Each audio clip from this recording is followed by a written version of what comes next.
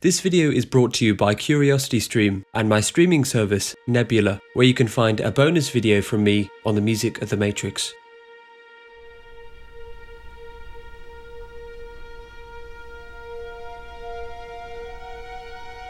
The ending for The Matrix has, I believe, one of the most elegantly constructed musical conclusions for any film. This might seem like a radical claim, but for me, the music not only provides the emotional weight necessary for such a spectacular apotheosis, but also serves the narrative in incredibly subtle but clever ways. To most listeners, the sounds coming out of the orchestra might seem difficult or disturbing, but there is an astonishing beauty to composer Don Davis's score that comes from the construction and design of the music, but also from the many ways in which it changes as Neo begins to find his place in the fractured world of this film. But before we can understand why the music for the final moments of The Matrix works so well, we need to think about the many musical elements that add together to create this towering score. Davis called upon his extensive experience as a composer of concert music to create a hybrid score for The Matrix, taking the minimalist music of John Adams and Philip Glass and combining it with the harmony of Wachowskis, Schoenberg and Ligeti. There are some things happening in concert music that I hadn't heard explored in film. There's an eclecticism that's being called postmodern, which is a unique mixture of minimalism and total atonality.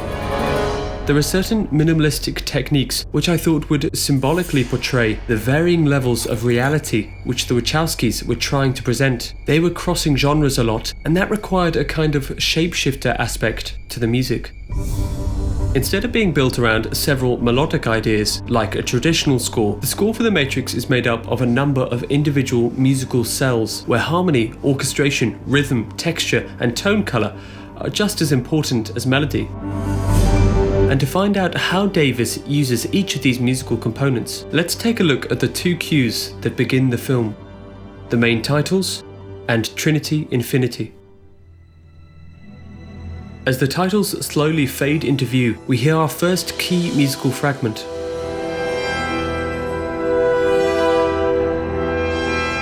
On top of a shimmering orchestral texture, horns and trumpets play alternating, phasing chords. E minor, then C major, one chord stacked on top of another, fading in and out as if controlled by a computer.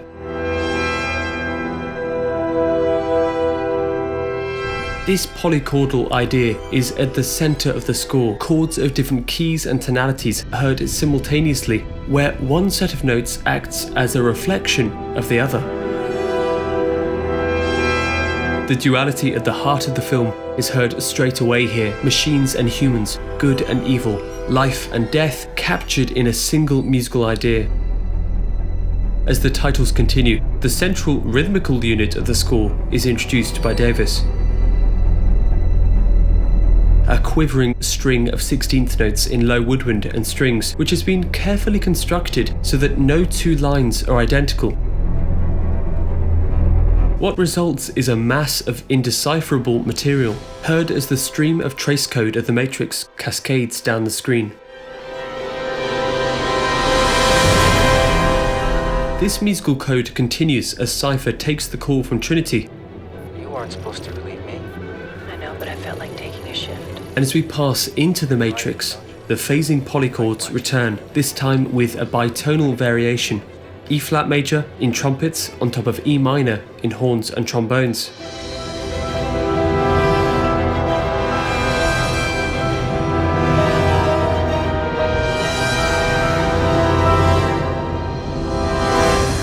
Here, Davis also gives us polyrhythm as well as polyharmony. We find a mixture of eighth and quarter note triplet figures alongside normal eighth notes, giving us a rhythmical representation of the code of The Matrix, to add to the melodic one that Davis has already used.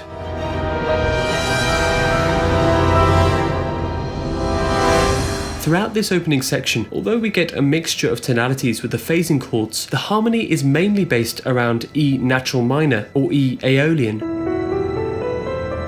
Over the next 2 hours, Davis will use diatonic harmony, the harmony associated with minor, major and modal scales, to represent the humans in this story. But for the machines, and for the agents controlled by the machines, he resorts to a much darker harmonic palette.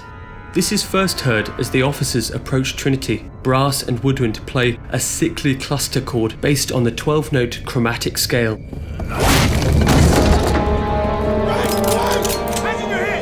The machine's music is almost entirely chromatic, something that's confirmed by Agent Smith's arrival in the next scene.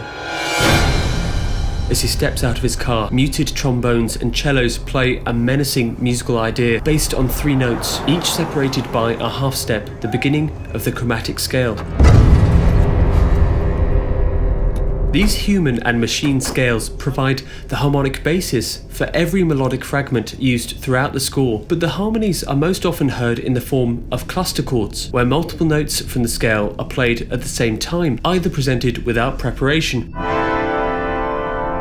or instead built block by block like a pyramid, from the ground up,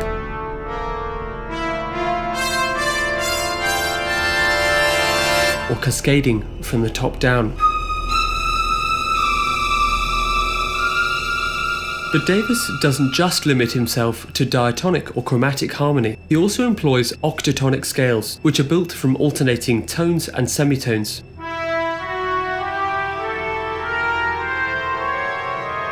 After a brief rendition of the trace code, horns blaze out a piercing octatonic melody.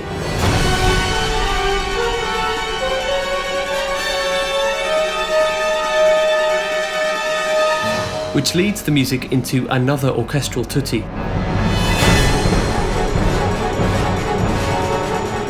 This section has some of the most animated and astonishing music in the film, and as Trinity escapes, the orchestra erupts into a cascading sequence of polyrhythms.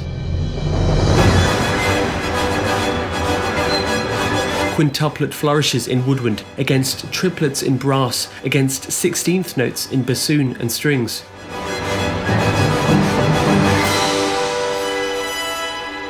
The opening to Davis's score for The Matrix lays out almost every single rhythmical, harmonic and melodic unit of the music, which will be slowly recombined, altered and manipulated over the next 2 hours. But there are some ideas that won't appear until later in the score. First, a simple imitative idea, heard as Neo tries to escape the agents in his office. Davis describes these lines as representing the idea of mirrors and reflections, a concept that runs throughout the visual and narrative language of the film. Next, a serialist, densely chromatic idea is used to represent the Sentinels, first used in an aleatoric random form when Neo is implanted with the bug tracer.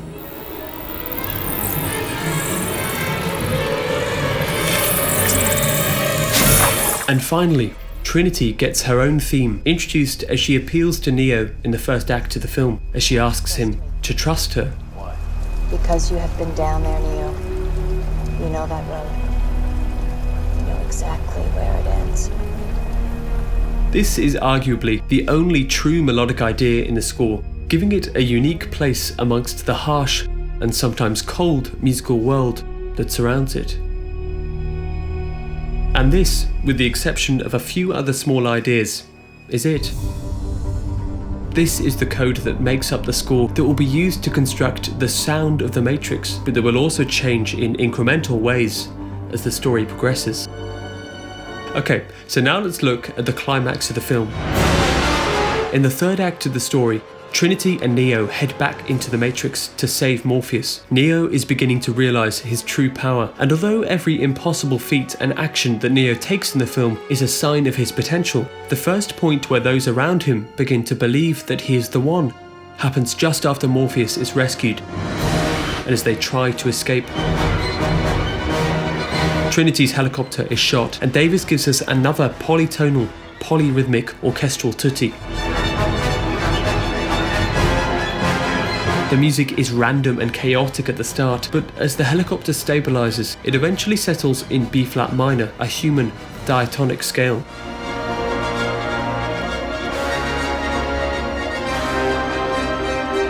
Morpheus is saved, but Trinity is now in danger. As Neo realizes what he needs to do, Davis takes the scurrying 16th notes of the trace program that's usually presented as an out-of-focus burst of notes that represents the complexity of the Matrix and distills it into a unison string and woodwind line as Neo pulls Trinity to safety.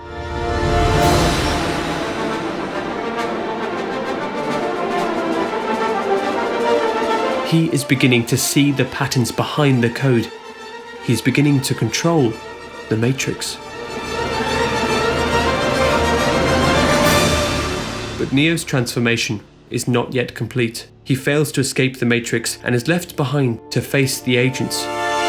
This fight is accompanied by surging cluster chords built from a single note, whose harmony moves between the diatonic and chromatic scales. As Neo takes control, Davis uses diatonic clusters, but as Neo falls, as he loses, the clusters take on the machine's hard-edged chromatic language. Neo still has strength to fight though, brought back to life by the mixed E minor and C major polytonal chord that began the score. But he is still far from winning this fight. As he tries to find a way out and as Sentinels close in on Morpheus and Trinity in the real world, the music becomes overwhelmingly chromatic. A triplet version of the Sentinels' music surges through the score, which only loses its chromaticism and becomes diatonic as we cut to Neo. Davis moves us back and forth between these two scales as the focus shifts in between the real and digital worlds. But as Neo gets closer to the phone and as he's about to leave the Matrix, he is shot. And in the score, we hear a 12-note cluster chord. Every note of the chromatic scale played at once. The machines have won. And at the darkest moment in the film, as everything seems lost, Trinity finally finds the courage to say what she's been meaning to say all this time. You hear me?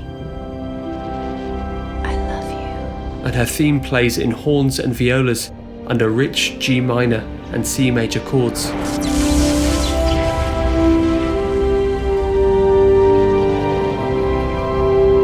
As Neo rises, Davis brings back the reflection motif on top of a rich choral, brass and string texture, playing warm B-flat major based harmony.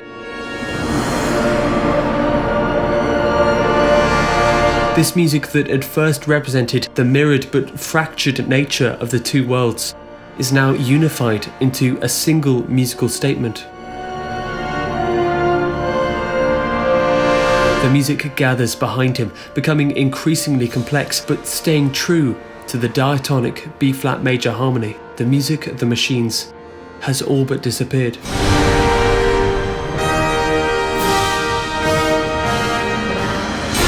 And as Neo finally sees the Matrix for what it really is, and as he realizes the power he has over this world, horns play a victorious, leaping, diatonic melody.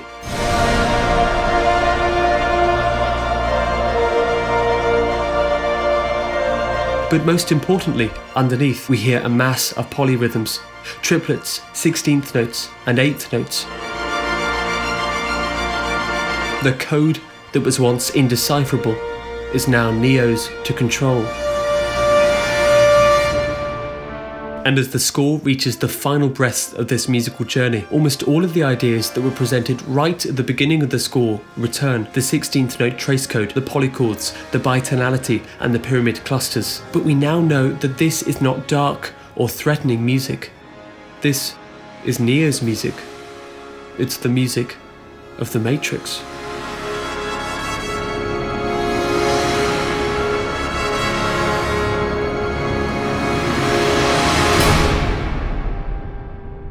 Thank you so much for watching. I got so carried away with this video and with the score for this film that I decided to write a completely separate analysis of Trinity's theme and how it changes throughout the Matrix. but there just wasn't space for it in this video. So if you want to watch this bonus video, then you can find it exclusively on my streaming service, Nebula. Nebula is a platform made and run by creators, and there you can find ad-free versions of videos from educational creators like Lindsay Ellis, Thomas Frank, and Polyphonic, as well as Nebula exclusive content. It's a place where we as creators don't need to worry about ads, the recommendation algorithm, or demonetization.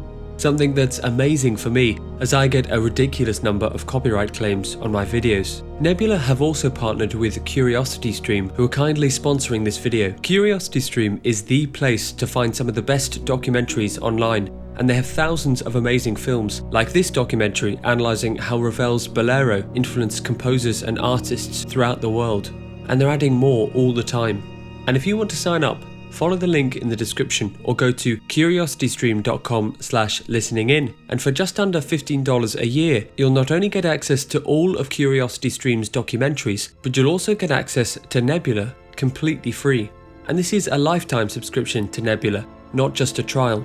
This is an amazing deal and is also one of the best ways to support this channel and so many other creators. See you next time.